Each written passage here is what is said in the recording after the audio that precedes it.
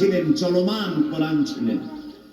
আমরা তো কোরআন বুঝি না, বুঝতেও চেষ্টা করি না, বাড়িতে রাখি, চুমা খাই, মাথায় লাগাই, বুকে লাগাই, কোরআনের বোঝার জন্য চেষ্টাও করি না।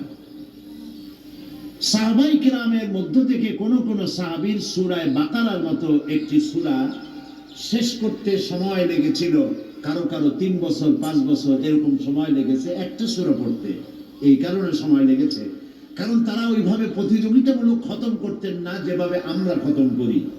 আমাদের লোকেরা রমজান মাসে ঈদের পরে এক জায়গায় বসে গল্প করে, ভাই আমার পুত্রবধূ 6 খতম কোরআন শরীফ পড়ছে, আমার বউ 7 খতম, আমার মেয়ে 15 খতম, আর আমি নিজেও খতম। এরকম কোরআন শরীফ প্রতিযোগিতা করে খতম করার জন্য তো কোরআন আসে নাই ভাই, কি বলেন?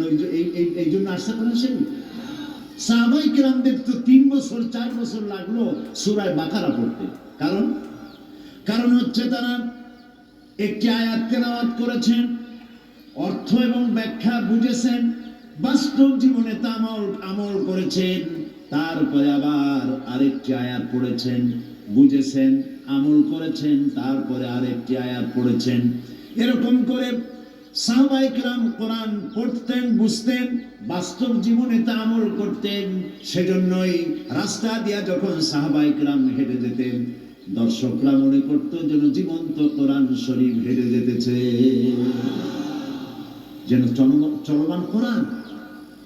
তাদের কথার মধ্য দিয়ে কোরআনের সুগন্ধ বেরোচ্ছে, তাদের আমল, তাদের আখলাক, তাদের বিয়ে শাদী, তাদের ওঠা বসা, তাদের চলাফেরা, তাদের রাজনীতি, তাদের অর্থনীতি, তাদের বক্তৃতা, তাদের বিবৃতি, তাদের সংস্কৃতি।